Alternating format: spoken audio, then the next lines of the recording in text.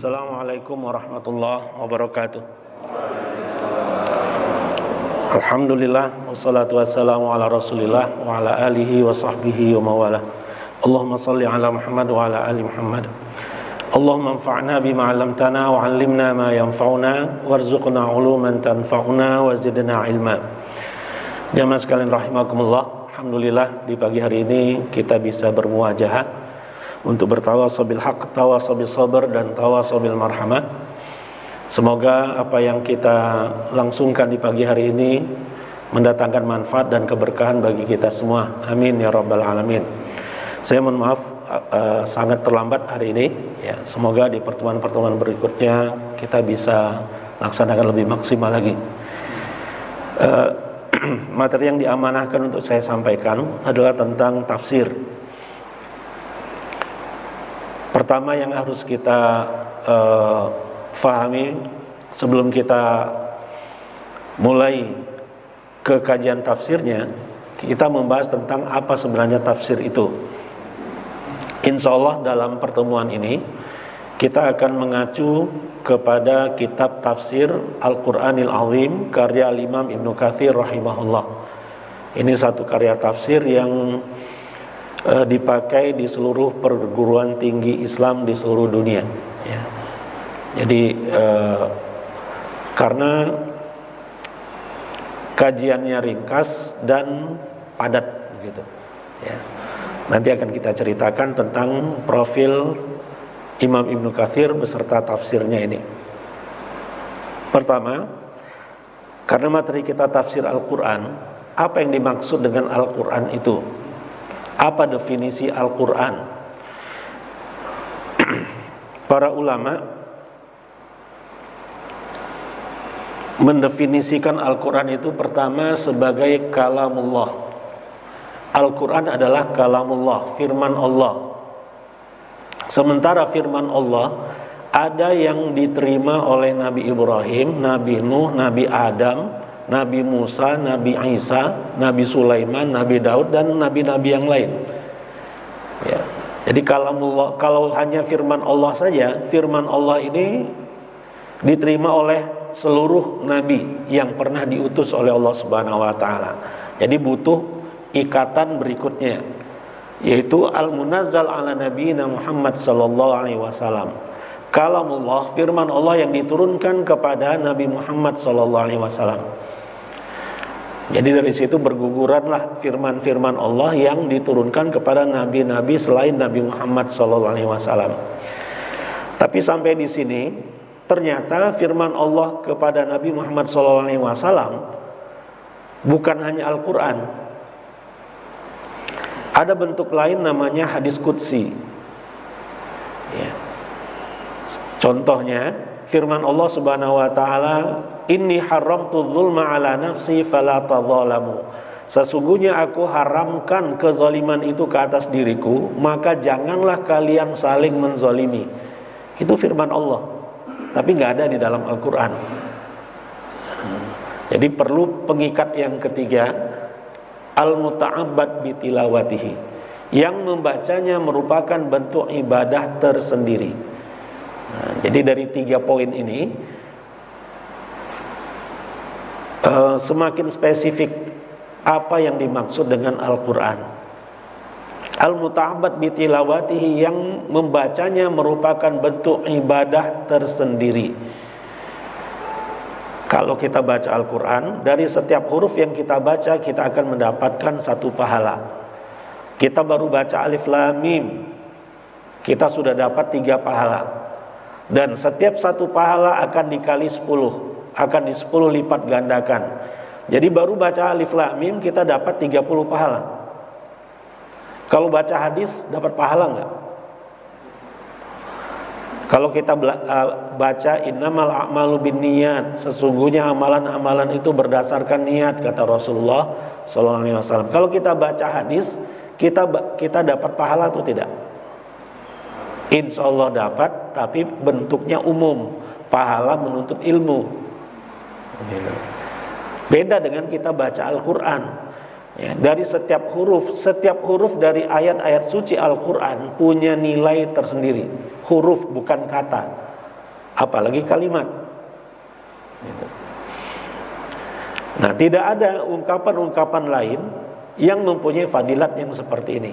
Itu maksud al-muta'abbad bitilawatihi. Maksud lainnya dari al-muta'abbad bitilawatihi adalah bahwa hanya Al-Quran yang bisa kita terapkan di awal sholat kita. Al-Fatihah tidak bisa diganti dengan yang lainnya. Surat setelah Al-Fatihah tidak bisa kita ganti dengan hadis qudsi atau dengan hadis nabawi. Tidak bisa kita baca innamal a'malu binniyat di dalam sholat kita sebagai pengganti surat Al-Ikhlas misalnya. Nggak bisa. Ya, karena yang bernilai ibadah spesial hanyalah Al-Quran. Gitu. Ya, jadi ini definisi Al-Quran yang ringkas, yang hanya mengandung 3 poin tadi. Ya. Bahwa Al-Quran adalah kalamullah, firman Allah yang diturunkan kepada Nabi Muhammad SAW, yang membacanya merupakan ibadah tersendiri. Nah, tidak ada ungkapan-ungkapan lain yang mempunyai kriteria seperti yang kita sebutkan ini atau yang diajarkan oleh para ulama ini. Nah, ini yang pertama. Objek pembahasan kita di majelis ini adalah Al-Quran. Ya. Selanjutnya, apa itu tafsir? Tafsir ini sudah ada sejak zaman Rasulullah SAW. Ya, ini bukan hal yang baru. Ibnu Abbas radhiyallahu anhuma mengatakan bahwa tafsir adalah tafsil. Ya. Jadi secara harfiah tafsir, fassara yufassiru tafsiran, itu sama dengan tafsil. Ya. Tafsil artinya perincian. Fassala yufassilu tafsilan. Ya, kita mengenal istilah fasal, faslun. Bahasa Indonesianya pasal. Ya. Tafsil dari kata pasal. Ya. Jadi dirinci, dipotong-potong itu, dijadikan menjadi pasal-pasal. Nah, jadi pasal itu artinya rincian, ya, faslun. Ya. Faslun pun artinya kelas. Kenapa faslun dinamakan faslun? Ya, karena anak-anak sekolah supaya efektif pembelajarannya dibagi menjadi kelas-kelas. Ya, jadi rinci dia. Jadi tafsir secara bahasa artinya tafsil, artinya perincian, penjelasan, ya, penjabaran. Ya. Menurut para ulama, ini saya nukil 2 saja. Ya. Ini kabelnya terbatas ya, jadi saya nggak bisa berdiri. Biar nggak apa-apa. Menurut Imam Zarkashi, ya, seorang ulama tafsir, tafsir itu adalah ilmu untuk memahami kitabullah yang diturunkan kepada nabinya Muhammad SAW, menjelaskan maknanya, menarik kesimpulan hukum dan hikmahnya. Ya. Jadi objeknya di sini adalah kitabullah atau Al-Quran. Kemudian Imam Az-Zarqani mengatakan bahwa tafsir adalah ilmu yang membahas tentang Al-Quranul Karim dari segi makna yang terkandung di dalamnya sesuai apa yang dimaksud oleh Allah Subhanahu wa taala sebatas kemampuan manusia. Jadi ini yang kita garis bawahi. Sesuai apa yang dimaksud oleh Allah Subhanahu wa taala. Kita tidak boleh memahami Al-Quran berdasarkan keinginan kita. Karena Al-Quran adalah kalamullah. Yang mempunyai Al-Quran itu Allah. Ya. Jadi kita harus merujuk kepada apa yang Allah inginkan terhadap ayat-ayatnya itu, bukan terhadap apa yang kita inginkan. Ya, sebagaimana kalau kita memerintahkan sesuatu kepada anak kita nggak boleh menafsirkan macam-macam. Yang kita inginkan adalah ya keinginan kita. Melalui perintah itu, dia tidak, siapapun yang kita perintahkan tidak boleh punya persepsi tersendiri terhadap perintah kita. Ya, yang kita minta adalah apa misalnya? Ambilkan air minum. Nah, dia nggak bisa mentakwilkan mengambil air dari kamar mandi, nggak bisa. Yang kita inginkan adalah air minum. Ya, yaitu kias yang paling rendah mungkin ya. Kalau Al-Quran, apa yang dimaksudkan di sini? Ya, bahwa Allah Subhanahu Wa Taala melalui Al-Quran menginginkan agar kita melaksanakan apa-apa yang Allah inginkan di dalam Al-Quran itu. Ayat per ayat di dalam Al-Quran hendaknya kita ikuti dan terapkan dalam kehidupan ini sesuai dengan apa yang Allah inginkan, bukan sesuai dengan apa yang kita inginkan. Ya. Sepanjang sejarah berulang-ulang sebagian ya, kalangan umat Islam yang menyimpang menafsirkan Al-Quran itu seenaknya saja. Ya. Mereka menafsirkan Al-Quran di luar apa yang Allah inginkan. Gitu. Kita saja kalau minta seseorang untuk membelikan sesuatu, misalnya kan kita pesan makanan melalui GoFood gitu ya. Kita mesennya rujak, dibelikan karedok. Kira-kira bagaimana? Gitu. Pasti kita nolak kan? Allah Subhanahu Wa Taala menginginkan banyak hal di dalam Al-Qur'annya untuk kita laksanakan dalam kehidupan ini. Ya. Yang tentunya kita harus memahami dengan baik apa-apa yang Allah inginkan di sana. Nah, bagaimana cara kita untuk mengetahui secara lebih pasti apa yang Allah inginkan dari ayat-ayatnya di dalam Al-Quran? Caranya dengan merujuk tafsir, bukan merujuk bahasanya, bukan. Ya, memang Al-Quran berbahasa Arab. Ya. Tapi dalam memahami Al-Quran kita harus merujuk ke tafsirnya, bukan makna bahasanya. Ya.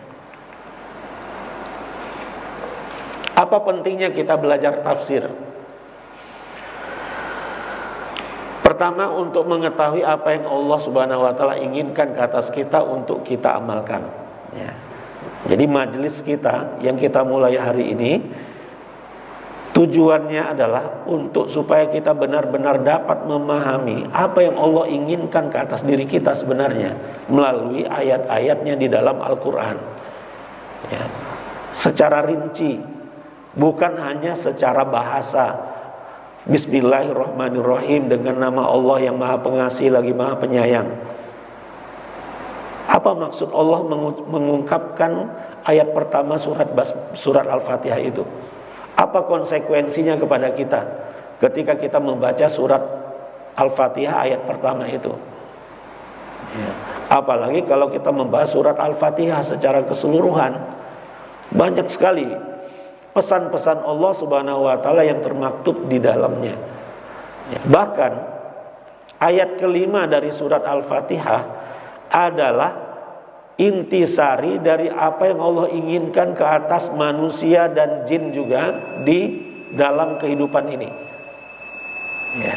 Intisarinya ada di ayat kelima surat Al-Fatihah. Iyyaka na'budu wa iyyaka nasta'in. Itu ayat yang biasa kita baca. Kira-kira kita paham nggak apa maksud iyyaka na'budu wa iyyaka nasta'in?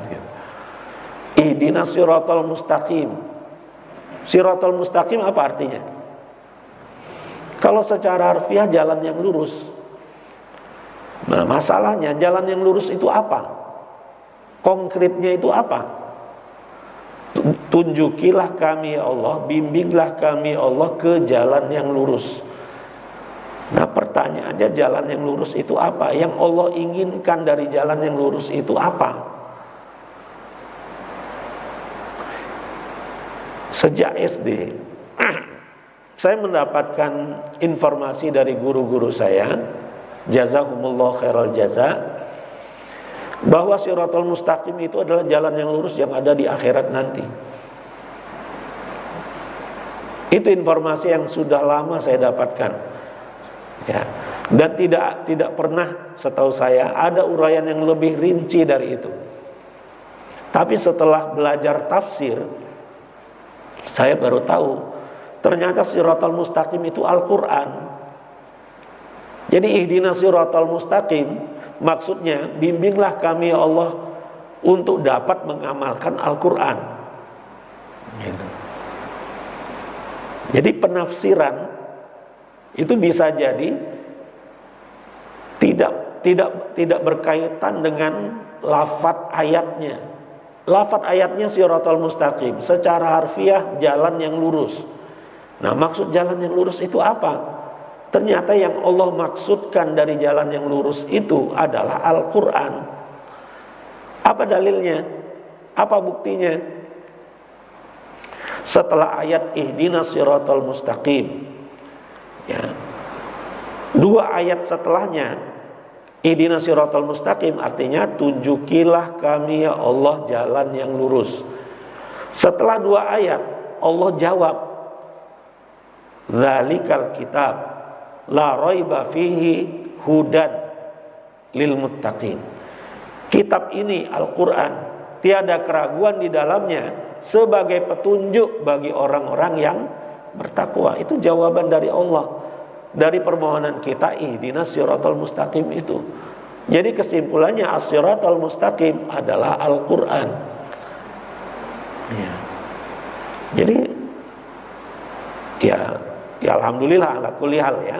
Saya baru ngehnya setelah belasan tahun gitu. Ternyata yang saya minta di dalam solat yang saya tunaikan ihdinas Shiratal Mustaqim itu Al-Quran. Sebelumnya yang saya tahu Shiratal Mustaqim itu nanti di akhirat. Ternyata bukan itu maksudnya. Ya.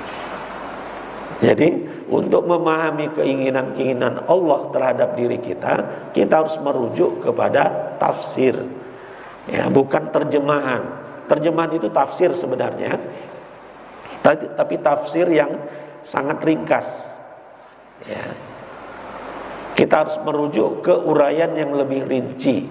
Ya. Karena kadang-kadang satu kata di dalam Al-Quran membutuhkan penjelasan yang panjang lebar. Ar-Rahman Ar-Rahim. Bismillahirrahmanirrahim. Rahman dan Rahim akar katanya satu. Rahima yarhamu, artinya mengasihi, menyayangi. Di antara bentuk derivasi cabang dari Ar-Rahman Rahima yarhamu adalah Rahman dan Rahim. Jadi secara harfiah Rahman itu yang maha mengasihi dan menyayangi, Rahim itu yang maha mengasihi dan menyayangi juga. Sama, gak ada bedanya. Di dalam terjemahan supaya enak kita mendengarnya, yang maha pengasih lagi maha penyayang gitu. Padahal sama itu artinya secara harfiah. Bedanya dari sisi objek, siapa yang mendapatkan rahmat itu siapa? Bedanya di situ. Kalau Rahman, Allah yang mempunyai sifat rahmah, kasih sayang, yang objeknya adalah seluruh makhluknya, itu Rahman. Kalau Rahim, objeknya adalah orang-orang yang beriman saja, yang mendapatkan rahmat Allah dalam bentuk apa? Dalam bentuk dapat menikmati majelis seperti ini, dapat menikmati sholat-sholatnya, dan dapat merasakan surganya di akhirat. Hanya orang-orang beriman saja yang mendapatkan rahimnya Allah Subhanahu wa taala. Ya. Jadi ini satu celah saja ya. Satu contoh saja. Kalau kita tidak merujuk ke tafsir, selamanya kita akan ya hanya sekedar basa-basi saja. Bismillahirrahmanirrahimnya hanya sekedar basa-basi. Rahman, Rahim, Maha Pengasih, Maha Penyayang. Apa bedanya? Gitu. Kita harus merujuk ke tafsir. Ya. Ini baru sekilas, nanti akan kita bahas yang lebih rinci insyaallah. Kemudian di surat Shad ayat 29 Allah Subhanahu wa taala berfirman, Kitabun anzalnahu ilaika mubarakul liyadabbaru ayatihi wa liyatadzakkara ulul albab. Ya. kitab, maksudnya Al-Quran, yang telah kami turunkan ini kepadamu, wahai Muhammad, adalah kitab yang mubarak, yang diberkahi. Siapa yang memberkahi? Allah Subhanahu wa ta'ala. Ya, jadi Allah menjamin siapapun yang akrab dengan Al-Quran berkah. Ya, hidupnya akan berkah, umurnya akan berkah. Karena ini jaminan dari Allah. Kitabun anzalnahu ilaika mubarak liyadabbaru ayatihi. Jadi ini urgensinya, agar mereka bisa mentadabburi, merenungkan dan menerapkan ayat-ayatnya. Waliyatadzakkara ulul albab, dan agar ulul albab, orang-orang yang mengerti, orang-orang yang punya ilmu, dapat mengambil manfaat dari Al-Quran itu. Waliyatadzakkara ulul albab. Jadi urgensi yang kedua adalah untuk supaya kita bisa bertadabur.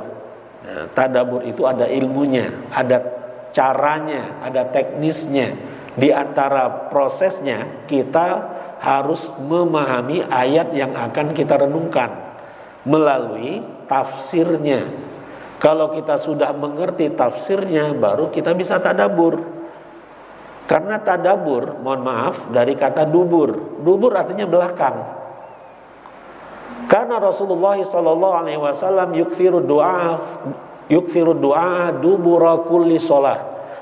Rasulullah SAW dalam satu hadis diceritakan terbiasa untuk memperbanyak doa dubura kulli sholah, di belakang setiap sholat. Jadi dubur artinya di belakang. Ya. Para ulama berbeda pendapat, dubura kulli sholah itu sebelum salam atau setelah salam. Ada yang memahami itu sebelum salam, sujud terakhir atau tahiyat akhir. Rasulullah SAW biasa memperbanyak doa di situ. Sebagian ulama yang lain mengatakan setelah salam. Makanya, ya, yang memahami pemahaman yang pendapat yang kedua ini, yang meyakini pendapat kedua ini, mereka lah yang menerapkan doa-doa setelah sholat. Bahkan relatif konsisten. Setiap kali sholat pasti mereka berdoa. Nah, itu pendapat yang kedua. Kalau pendapat pertama, mereka doanya di dalam sujud, mereka doanya di tahiyat akhir. Satu hadis pemahamannya ada dua, dan dua-duanya benar, nggak ada yang salah. Yang salah adalah yang nggak pernah berdoa, gitu. Jadi jangan disalah-salahkan. Ini yang selalu berdoa setelah sholat, apalagi dipimpin oleh imam, itu bid'ah. Itu jauh sekali. Itu ada dasarnya, gitu. Ya, sebagaimana yang memahami, yang meyakini bahwa doa yang dimaksud adalah sebelum salam atau di tahiyat akhir, itu juga benar, ada dasar, ada dalil-dalil pendukungnya. Ya. Jadi kedua-duanya benar, dan itu merupakan alternatif pilihan bagi kita semua. Mau memperbanyak doa di penghujung sholat atau di setelah salam, terserah. Ya. Itu adalah alternatif bagi kita. Ya, kita sesuaikan dengan waktu-waktu kita. Kalau memang waktu kita lenggang, ya kita bisa terapkan setelah sholat, misalnya, gitu ya. Yang ketiga, untuk bisa mentadaburi ayat kita perlu mempelajari tafsirnya, karena tidaklah mungkin kita mentadaburi ayat-ayat dalam Al-Quran atau mengambil pelajaran dari suatu ayat tanpa mengetahui makna dan tafsirnya terlebih dahulu. Nggak mungkin. Ya, kita harus belajar tafsir dulu. Kita buka kitab tafsir. Kalau sekarang kan akses bagi kita terbuka luas kan. Ya. Ilmu ada di genggaman kita, gitu. Ya. Smartphone kita ala kulli syai'in alim, gitu. Bi kulli syai'in alim, tahu semuanya. Apa yang kita tanya ada jawabannya. Gitu. Kayaknya nanti kita di akhirat, ya, akan semakin susah untuk berhujjah di hadapan Allah bahwa kita tidak tahu. Kenapa? Karena ilmu itu ada di genggaman kita sekarang ini.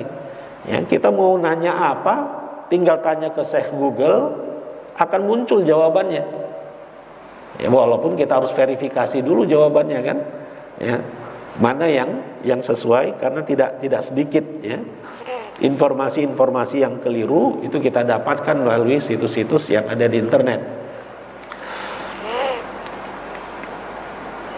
Nah, ulama-ulama terdahulu, ulama-ulama salaf, istilah salaf ya, salaful ummah. Salaf itu lawan dari khalaf. Ya, salaf artinya yang terdahulu. Ya. Spesifiknya dari kalangan sahabat, tabi'in, tabi'ut tabi'in dan generasi setelahnya. Itu namanya salaf. Ya. Salaful ummah lengkapnya. Ya, tokoh-tokoh umat Islam terdahulu dari kalangan sahabat, tabi'in, tabi'ut tabi'in dan seterusnya. Itu namanya salaf. Itu istilahnya salaf. Kelompok yang menamakan dirinya salafi, mereka menyandarkan kelompok mereka kepada generasi awal umat Islam itu, bahwa amalan mereka berdasarkan amalan generasi sahabat, tabi'in, tabi'ut tabi'in dan generasi setelahnya. Mereka menyebut sebagai salafi. Gitu. Ya, satu sebutan yang Syekh Al-Albani sendiri tidak setuju dengan istilah itu. Ya, mengidentikan kelompok tertentu sebagai pengamal ajaran-ajaran ulama salaf. Mereka sebut salafiyun, gitu ya. Nah, ulama-ulama yang kita sebutkan tadi, Syekh bin Baz, Syekh Utsaimin rahimahumullah, termasuk Syekh Al-Albani rahimahullah, nggak setuju dengan penyebutan itu. Ya, baik.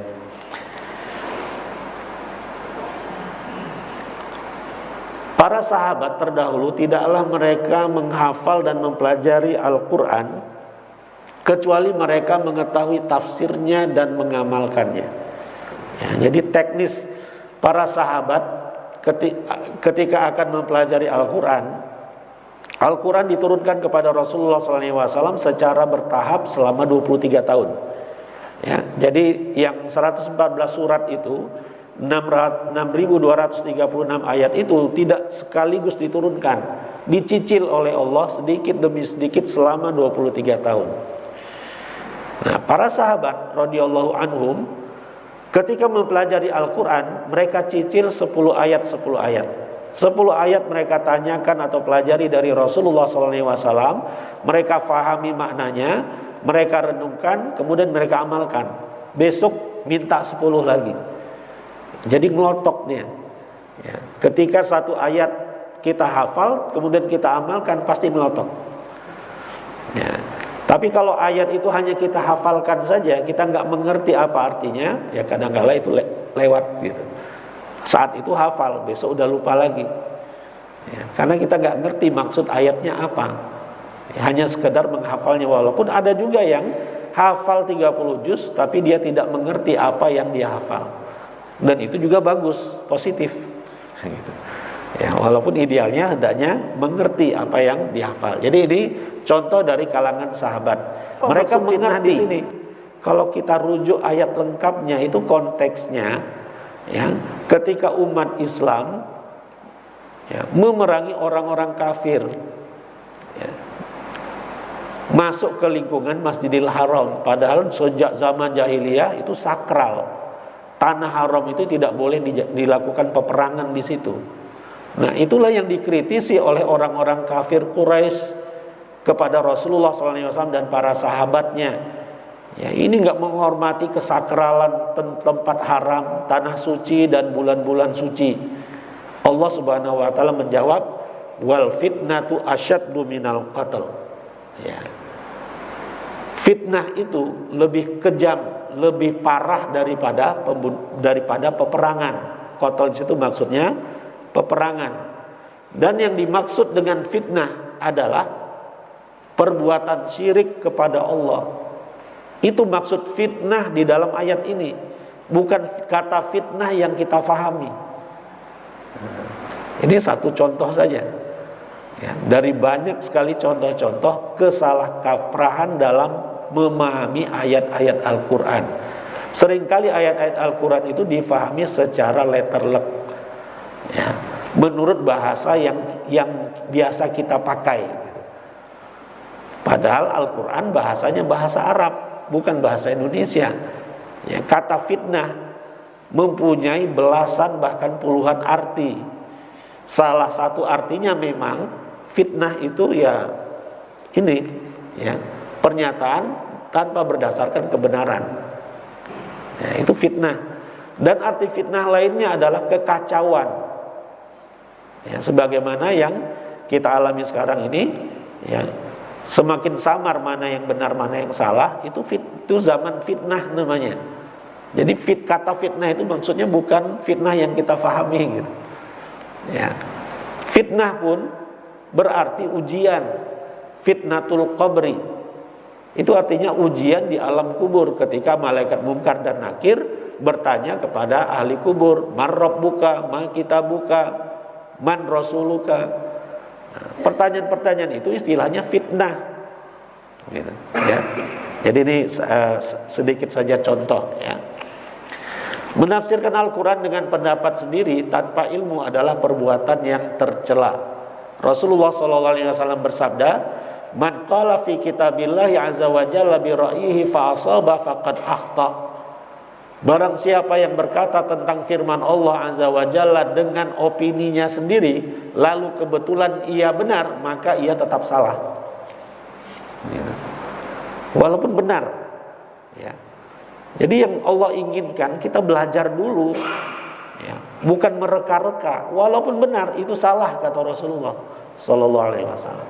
Ya, apalagi kalau salah. Ya. Man qala fil Qur'ani bi ghairi ilmin falyatabawa maq'adahu minan nar. Barang siapa yang berkata tentang Al-Quran dengan tanpa ilmu, maka hendaknya ia mendapatkan tempat duduknya di neraka. Silahkan dia siapkan tempatnya di neraka. Sekarang ini saya dapatkan banyak sekali, ya, yang menyitir ayat-ayat Al-Quran tapi tidak cocok dengan konteksnya, tapi ingin dicocok-cocokkan gitu, ya. Jadi bahaya kalau kita memahami ayat tanpa berdasarkan ilmu. Baik. Jadi itu sekelumit tentang apa itu tafsir. Nah, dalam kenyataannya ilmu tafsir atau kitab-kitab tafsir yang ditulis secara umum terdiri dari dua jenis. Ada tafsir bil ma'thur dan ada tafsir bil ra'yi. Ya. Kalau tafsir bil ma'thur, penafsiran dengan cara mengutip atau mengambil rujukan pada Al-Quran, hadis, kutipan sahabat serta tabi'in. Metode ini mengharuskan mufassir menelusuri sahih tidaknya riwayat yang digunakan. Contohnya kitab tafsir Ibnu Katsir ini. Dan contoh yang lainnya, induk dari kitab tafsir Ibnu Katsir adalah tafsir At-Tabari. Ya, namun di tafsir At-Tabari sangat banyak Israiliyatnya, ya, jadi cerita-cerita orang-orang Nasrani, orang-orang Yahudi yang pernah belajar dari Taurat, pernah belajar dari Injil, itu secara turun-temurun itu dinukil oleh Imam Tabari di dalam kitab tafsirnya. Dan Imam Tabari nggak salah, karena di muqaddimah kitab tafsirnya beliau mengatakan, saya menukil seluruh hal yang berkaitan dengan ayat yang saya bahas dan saya belum memverifikasinya. Hendaklah yang membaca kitab saya ini berhati-hati. Gitu. Jadi beliau nukil semuanya, mau hadisnya dhaif, mau hadisnya maudhu, mau sumbernya dari pendeta-pendeta Yahudi atau Nasrani, beliau rangkum asalkan itu ada kaitannya dengan ayat yang beliau bahas. Maka disitulah kita dapatkan cerita-cerita aneh, ya, tentang apa misalnya, kenapa ular tidak punya kaki? Gitu. Karena ular kena kutukan dari Allah Subhanahu wa taala. Ya, dulu ketika penciptaan Adam alaihissalam, ya, terindikasi ular ini, ya, membantu iblis, gitu, pro kepada iblis, maka dikutuk oleh Allah sehingga kakinya hilang. Dulu ular itu punya kaki. Nah, yang seperti ini kan nggak bisa dikonfirmasi. Ini dari mana nih riwayatnya? Ceritanya ini dari siapa? Nggak bisa dirunut, gitu. Ya, yang seperti itu banyak di tafsir At-Tabari. Kemudian datanglah Imam Ibnu Katsir rahimahullah yang hidupnya sekitar 3 abad, ya, setelah Imam Tabari, yang menyeleksi ya riwayat-riwayat tafsir yang ada di tafsir Tobari itu, jadilah tafsir Ibnu Katsir. Imam Ibnu Katsir sendiri adalah seorang ulama hadis yang bergelar Al-Hafidh. Ya, gelar hafidh di zaman para ulama kita bukan yang hafal Al-Quran, tetapi yang hafal dan menguasai hadis-hadis Rasulullah SAW. Minimal berapa hadis yang dikuasai? Minimal 100.000 buah hadis. Ya, luar kepala itu dikuasai, bukan hanya lafadznya, tetapi dari siapa yang dia dapat hadis itu, gurunya dari siapa, guru dari gurunya dari siapa, sampai ke Rasulullah SAW. Satu persatu dari 100.000 buah hadis itu dia kuasai semuanya. Itu gelarnya hafidh. Di zaman ulama kita yang hafal Quran itu standar ya. Di zaman itu hafal Quran sama dengan kita sekarang ini hafal surat Al-Fatihah ya. Apa ada yang bangga hafal surat Al-Fatihah gitu. Memang seharusnya hafal. Nah, kira-kira dulu di zaman ulama kita hafal Al-Quran itu memang sudah seharusnya, apalagi dia sebagai ulama ya, harus hafal Al-Quran dan menguasai ilmu-ilmu Al-Quran. Ini tafsir bil ma'thur. Sedangkan tafsir bil ra'yi, penjelasan-penjelasan yang bersendi kepada ijtihad dan akal, pendapat ya, berpegang kepada kaidah-kaidah bahasa dan adat istiadat orang Arab dalam mempergunakan bahasanya. Jadi dikaitkan antara lafadznya dengan kenyataan orang-orang Arab di zaman Rasulullah SAW dan generasi-generasi setelahnya. Nah, contohnya tafsir bil ra'yi ini ada yang mahmud dan ada yang mazmum, ada yang terpuji dan ada yang tercela. Yang terpuji contohnya kitab tafsir Fathul Qadir karya Imam Syaukani, tafsir Qurtubi karya Imam Al-Qurtubi. Sedangkan yang mazmum, yang dicela menurut para ulama kita, tafsir Hasan Al-Askari. Ini tafsir orang Syiah ya, yang banyak ya mereka-reka penafsiran Al-Quran itu ya. Mereka menafsirkan ayat-ayat tentang Ahlul Bait khusus kepada Al-Hasan dan Al-Husain dan keturunan-keturunannya. Padahal maksud Ahlul Bait adalah keluarga Rasulullah SAW, Rasulullah dan istri-istrinya ya, dan keluarga besarnya, khususnya Rasul dan istri-istrinya, itulah Ahlul Bait.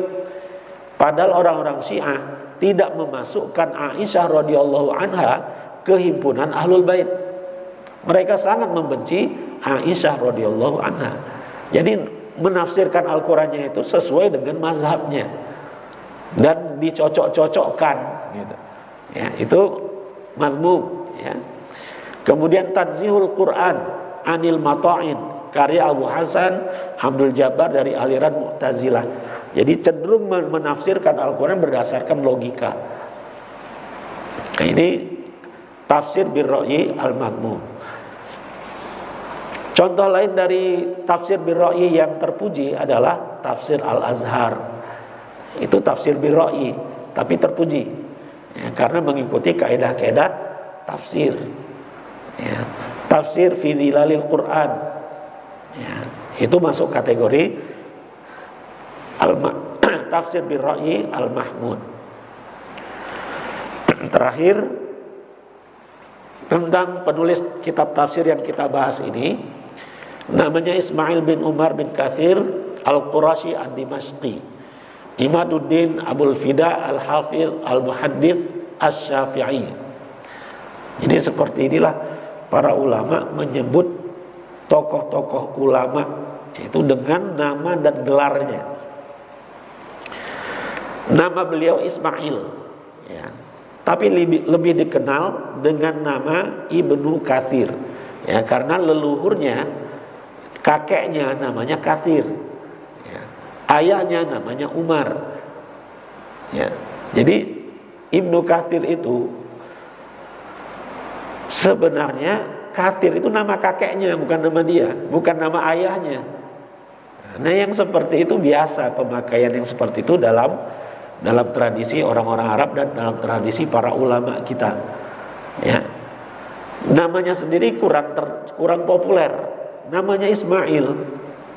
Jarang-jarang ya para santri itu tahu bahwa Ibnu Katsir itu sebenarnya namanya Ismail gitu. Jadi lebih populer dengan sebutan Ibnu Katsir. Kemudian Imaduddin, ini gelar ya. Ini pujian dari para ulama di zamannya bahwa ulama ini Ibnu Katsir ini adalah tonggak agama. Imaduddin. Abul Fida ini kunyah, anaknya namanya Fida. Ya. Al-Hafidh, ini sudah kita jelaskan tadi ya, yang menguasai hadis dan ilmu hadis. Al-Muhaddits, ahli hadis. Asy-Syafi'i, yang bermazhab Syafi'i ya. Jadi Imam Ibnu Katsir mazhabnya Syafi'i, sama dengan Imam Ibnu Hajar Al-Asqalani, itu mazhabnya Syafi'i gitu. Namanya lebih dikenal dengan Ibnu Katsir. Lahir 1301 Masehi, 701 Hijriah, dan wafat 774 Hijriah di Damaskus, Syria. Guru-guru beliau ini dia nama-namanya ya, dan karyanya tafsir Al-Qur'anul Azim, Al-Bidayah wan Nihayah ya. Kitab Al-Bidayah wan Nihayah ini kitab sejarah ya. Cerita-cerita sejarah tapi ada riwayat, ada sanadnya gitu. Cerita itu beliau dapatkan dari siapa ya. Yang pembahasannya sejak sebelum alam semesta ini diciptakan, kemudian diciptakan Adam, kemudian keturunan Adam, itu diceritakan dalam Al-Bidayah. Al-Bidayah artinya awal, permulaan ya. Sedangkan Nihayah artinya ujung, akhir. Nah, jadi di dalam kitab Bidayah Nihayah ini yang diceritakan adalah awal penciptaan alam semesta sampai penciptaan Adam dan seterusnya, sejarah manusia sampai zaman Imam Ibnu Katsir, dan kemudian tanda-tanda kiamat, itu nihayahnya ya. Tanda-tanda kiamat, akhir alam semesta ini akan seperti apa berdasarkan hadis-hadis Rasulullah SAW. Jadi ini kitab yang luar biasa. Nah, di dalam Al-Bidayah wan Nihayah ini ada diceritakan kisah para nabi yang kemudian itu dipisahkan oleh para ulama menjadi tulisan tersendiri dengan judul Qisasul Anbiya, kisah-kisah para nabi ya, padahal Qisasul Anbiya itu bagian dari Al-Bidayah wan Nihayah ya. Ini mungkin yang menjadi pembahasan kita di pagi hari ini. Nah, bagi jamaah saya sarankan ini bisa mencicil, bisa maksudnya beli satu-satu di terjemahnya dibeli satu-satu, atau kalau mau yang gratisan tinggal cari di internet, banyak sekali ya. Ada situs tafsir Ibnu Katsir.net atau .apa gitu ya. Itu persis terjemahan dari tafsir Ibnu Katsir ya. Tapi bagi yang ingin lebih leluasa lagi membacanya dan ingin punya koleksi ya, ini yang saya rekomendasikan ya. Baik, ini saja mungkin yang bisa kita bahas di pagi hari ini. Semoga bermanfaat bagi kita semua. In ahsantu faminallah wa in asa'tu faminni wa minasyaitan.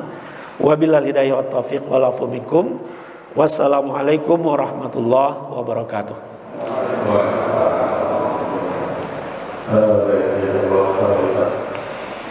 Ada pertanyaan? Ya, silakan.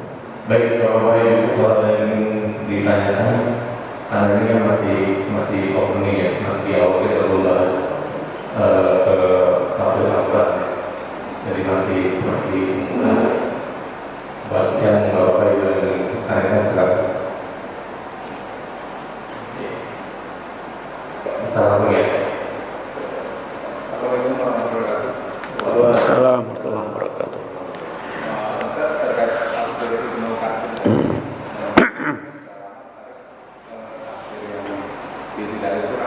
Ya. Kitab tafsir fi Dhilal Quran ini sudah diterjemahkan. Ada versi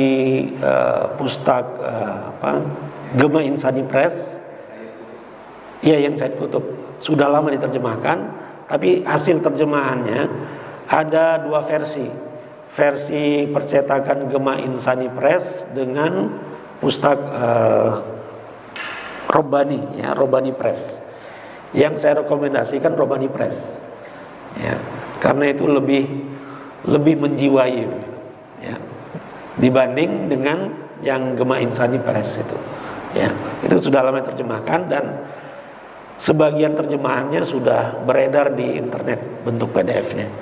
Ya, jadi tinggal bisa kita rujuk.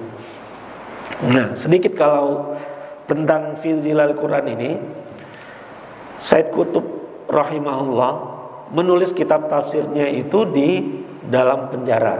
Ya, kira-kira mirip dengan Hamka lah, gitu, yang menyelesaikan tafsirnya di penjara. Hal yang spesial dari fi zilalil Quran adalah beliau mengaitkan isi dari ayat yang beliau tafsirkan dengan suasana kehidupan yang beliau alami saat itu. Ya, yang kalau kita baca mirip-mirip dengan kondisi kita sekarang, gitu. Ya, mirip sekali. Ya, suasana Mesir di zaman itu dengan suasana Indonesia di zaman ini itu mirip.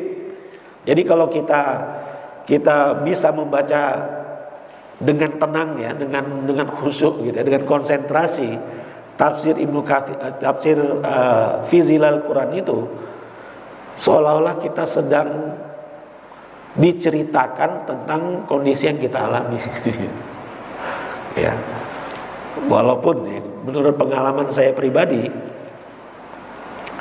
saat membaca tafsir fi zilal Quran itu nggak cukup sekali baca langsung nempel, langsung paham, langsung nyambung. Itu pengalaman saya. Ya. Mungkin pengalaman saya di saat itu, gitu.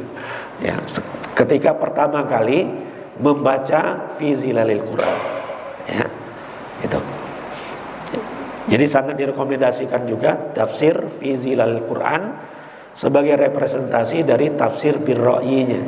Kalau tafsir bil ma'thurnya ini, ya, Said Qutb pun banyak merujuk atau modal utamanya adalah tafsir Ibnu Katsir dan tafsir Tobari, dan kemudian menjabarkannya, ya, istilahnya mentadaburinya, ya, dengan mengaitkan tafsir ayat-ayat itu dengan kondisi yang sedang dia alami, ya. Atau metode lainnya yang terkesan oleh saya di zilal Quran itu,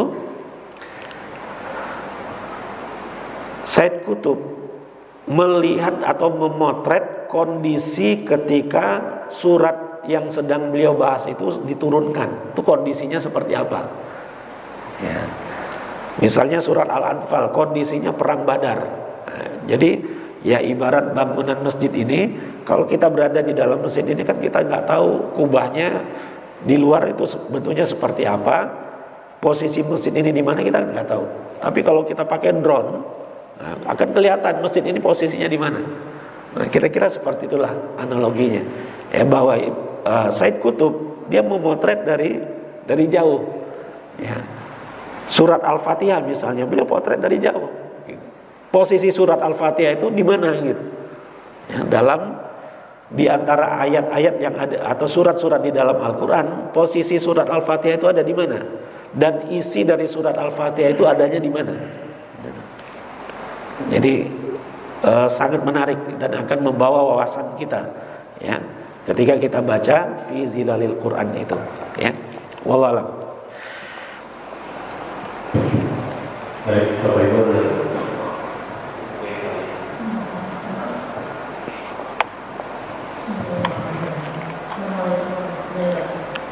Assalamualaikum warahmatullahi wabarakatuh. Ustaz, tadi kalau saya nggak salah, tadi ada istilah salaful ummah. Ya. Tetapi istilah ini tidak direkomendasi oleh ulama. Artinya tidak disetujui gitu ya, Ustaz. Kalau dikaitkan dengan kelompok tertentu. Nah, ini saya kurang paham, Pak Ustaz. Ya. Ya, jazakillah. Waalaikumsalam warahmatullahi wabarakatuh. Ya. Di zaman kita ini khususnya ada umat Islam yang mengidentikan dirinya sebagai kelompok yang mengacu ke ulama-ulama dari kalangan sahabat, tabi'in, tabi'in dan setelahnya dalam pengamalan Islam. Gitu. Nah, ulama-ulama dari kalangan sahabat, tabi'in, tabi'in dan seterusnya itu biasa disebut dengan salaf atau salaful ummah. Gitu. Di dalam rujukan yang ditulis oleh para ulama-ulama kita, kalau mereka ingin menyebutkan ulama terdahulu, mereka qolas salaf. Ya. Maksudnya ulama-ulama terdahulu mengatakan. Nah, sekarang ini ada segolongan umat Islam yang mengidentikan kelompok mereka itu mengacu sepenuhnya dalam pengamalan Islam ke pemahaman ulama-ulama generasi pertama itu. Sedangkan yang lainnya tidak. Nah, kelirunya menurut saya di situ. Ya. Menganggap kelompok yang lain itu sesat, salah, nggak benar. Yang benar cuma dia dan kelompoknya. Nah, ini yang banyak dikritisi sekarang ini. Ya, dan ini juga yang menjadi fitnah, yang menjadi kekacauan di dalam tubuh umat Islam sampai saat ini. Ya. Padahal sejak zaman ulama-ulama kita terdahulu, umat Islam itu biasa terbagi menjadi aliran-aliran yang banyak. Ya, cuma karena mereka faham, ya, mereka mengerti bahwa perbedaan di antara mereka itu hanya sekedar furu'. Ya. Perbedaan pendapat itu relatif tidak mengarah kepada pertikaian dan perpecahan. Ya. Khususnya dari kalangan ulama-ulama mazhab. Karena kenyataannya Imam Syafi'i misalnya yang mempunyai mazhab sendiri, beliau adalah murid Imam Abu Hanifah. Beliau berguru kepada Imam Muhammad Asy-Syaibani mungkin ya. Muhammad bin Al-Hasan ya. Dan Abu Yusuf. Nah, dua tokoh ini adalah murid utama Imam Abu Hanifah yang menyebarluaskan mazhab Hanafi. Ini dua orang murid Imam Abu Hanifah ini. Imam Syafi'i belajar dari dua orang murid Imam Abu Hanifah itu. Dan Imam Syafi'i pun berguru ke Imam Malik, Imam mazhab Maliki. Beliau belajar kitab Muwatta dari Imam Malik. Gitu. Kemudian Imam Ahmad, Imam mazhab Hambali berguru ke Imam Syafi'i. Jadi Imam Ahmad itu adalah murid Imam Syafi'i. Walaupun Imam Syafi'i punya mazhab sendiri, Imam Ahmad punya mazhab sendiri. Tapi mereka menganggap itu hal yang lumrah, biasa-biasa saja, bukan hal yang luar biasa. Ya. Tidak lantas sang guru mengatakan kepada muridnya yang punya mazhab sendiri kualat gitu. Enggak. Gitu. Ya, kalau tradisi di sebagian pesantren kan kalau ada santri yang istilahnya balelo gitu ya, yang mempunyai pendapat beda dari kiainya, itu akan didoakan kualat gitu. Ya. Di zaman ulama-ulama kita tidak seperti itu. Ya. Ya. Nah, yang jadi masalah adalah pengikut dari mazhab-mazhab itu. Para pengikutnya yang nggak ngerti, yang belum paham, itulah yang bertikai. Dalam sejarah Islam ada satu cerita kelam tawuran ya, antara penganut mazhab Syafi'i dengan mazhab Hanafi. Ya. Sampai muncul masalah fikih. Apa hukumnya seorang laki-laki Syafi'i menikahi wanita Hanafi? Apa hukumnya? Sampai segitunya. Ya. Dan banyak kitab-kitab ditulis oleh para ulama di zaman itu tentang pertikaian antara Hanafi dengan Syafi'i, sampai ke batas saling mengkafirkan di antara mereka. Itu sejarah kelam, ya. Tapi alhamdulillah itu tidak populer, gitu. Ya, mungkin sebagian besar kita baru tahu bahwa pernah ada tawuran seperti itu, bahwa pernah ada pendapat fikih yang mempermasalahkan pernikahan beda mazhab, bukan beda agama ya. Pernikahan beda mazhab itu hukumnya apa? Ya, calon suaminya mazhabnya Syafi'i, calon istrinya mazhabnya Maliki. Nah, ini apa hukumnya? Ya, sesuatu yang seharusnya tidak perlu dipermasalahkan itu pernah dipermasalahkan. Gitu. Ya, jadi kembali ke Salafi tadi. Jadi kelompok Salafi ini di antara permasalahan mereka adalah mereka mengklaim dirinya sebagai pengikut ulama-ulama salaf, yang lainnya tidak. Mengklaim dirinya sebagai salafiyun saja itu banyak catatannya dari kalangan ulama-ulama ya di abad ini. Ya, tadi saya sebutkan namanya Syekh Al-Albani, ya, Syekh bin Baz, ya, Syekh Utsaimin. 3 ulama ini diklaim sebagai ulama mereka sebenarnya. Tapi ulama-ulama ini membantah. Gitu. Mereka adalah ulama-ulama umat Islam, bukan ulama kelompok tertentu. Gitu. Ketika Syekh bin Baz ditanya tentang kelompok selain Salafi, ya, kelompok ini gimana? Kelompok ini bagaimana? Maksudnya lurus atau sesat, gitu. Ternyata Syekh bin Baz mengatakan mereka adalah saudara-saudara kita. Ya, mereka adalah bagian dari umat Islam. Yang paling saya ingat adalah Ikhwanul Muslimin.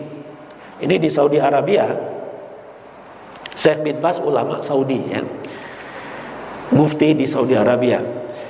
Di Saudi Arabia, jangankan aktif di kelompok Ikhwanul Muslimin, menyebut nama Ikhwanul Muslimin saja itu sudah bisa dipenjara itu. Menyebut namanya saja itu bisa ditangkap. Ya. Ikhwanul Muslimin adalah kelompok, ya, yang punya ciri mereka ini giat dalam mendakwakan Islam ke seluruh lapisan umat, ya, dan ingin menyadarkan umat Islam akan pentingnya persatuan.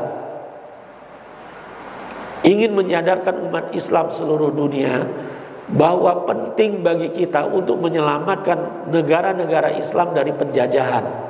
Makanya dulu mereka yang mensupport kemerdekaan Indonesia dulu, ya, tokoh-tokoh pergerakan Islam, tokoh-tokoh pergerakan dalam kemerdekaan Indonesia dulu banyak yang datang ke Mesir. Agus Salim datang ke Mesir namanya, ya, untuk melobi agar pemerintah Mesir mengakui keberadaan Indonesia. Ya, yang mereka lobi siapa? Yang mereka lobi adalah tokoh-tokoh Ikhwanul Muslimin. Gitu. Ya, jadi, nah, ya,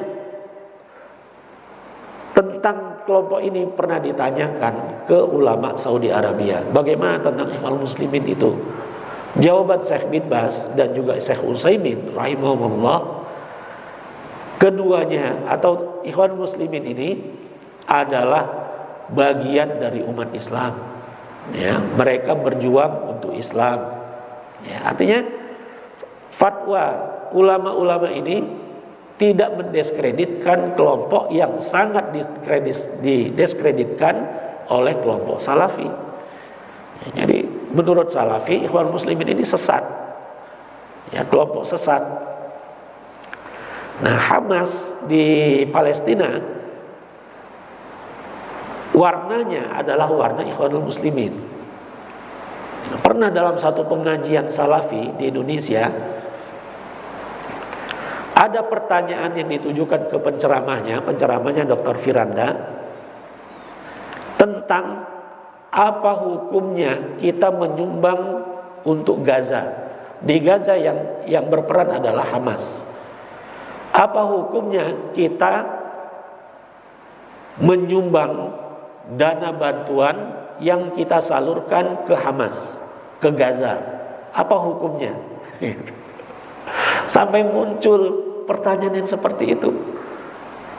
Maka wajar ya, Ustadz Firanda merasa heran, ini kalian ini apa? Mereka itu umat Islam, apapun alirannya mereka itu Muslim ya.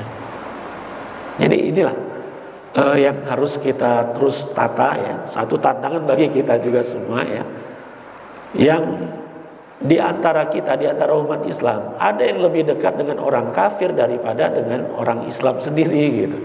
Kepada sesama Muslim itu perhitungannya luar biasa, kepada non Muslim itu jor-joran ya. Ya, jadi ini sebagai otokritik bagi kita semua, semoga ya. Jadi kembali ke Salafi tadi ya, Salafi ini kekurangannya hanya itu ya, mereka terkesan ya, semoga tidak seperti kesan yang saya dapatkan ini, merasa dirinya lah yang paling benar gitu, yang lainnya salah, kelompok yang lain salah. Kalau Bapak Ibu sekalian cari rekaman-rekamannya di YouTube, itu luar biasa. Apa perdebatan antara misalnya tokoh-tokoh Salafi dalam tanda kutip ya, dengan yang beraliran Nahdiyin ya, Nahdlatul Ulama. Coba sesekali disimak perdebatan antara mereka gitu. Itu menurut saya mundur ke belakang gitu. Ya, itu sudah mundur jauh ratusan tahun ke belakang, dan sekarang diulang-ulang lagi, dikorek-korek lagi perdebatan ratusan tahun yang lalu. Perdebatan itu pernah terjadi ratusan tahun yang lalu. Nah sekarang itu diungkit-ungkit lagi. Artinya kita mengulangi sejarah lagi ya. Artinya itu merupakan fitnah ya, satu bentuk kekacauan di zaman kita sekarang ini. Kita harus sikapi ya, dengan ilmu ya. Kita harus bekali diri kita semua dengan ilmu, sehingga kita bisa menyikapi perbedaan-perbedaan itu dengan baik dan benar ya. Dan itulah insya Allah target dari pengajian kita di hari ini insya Allah ya, yang ya semoga istiqomah ya. Amin. Itu Allah besar.